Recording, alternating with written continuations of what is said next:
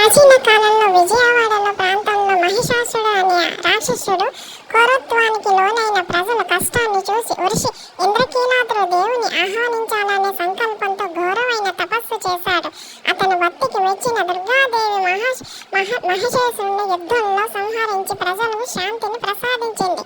ఆ తర్వాత ఆ ఇంద్రకీలాద్రు తలపై నివసించేందుకు అమ్మవారు అంగీకరించింది. అప్పటి నుండి ఆ కొండ ఇంద్రకీలాద్రిగాను ప్రసిద్ధి చెందింది.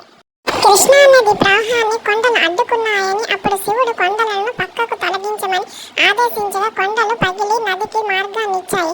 అందువలన ఈ ప్రదేశం బెజవాడ లేదా బ్రజ్ అని కూడా పిలువబడుతుంది. కనకదుర్గ అమ్మవారు కృష్ణుడి నుండి ముక్కుపుడకను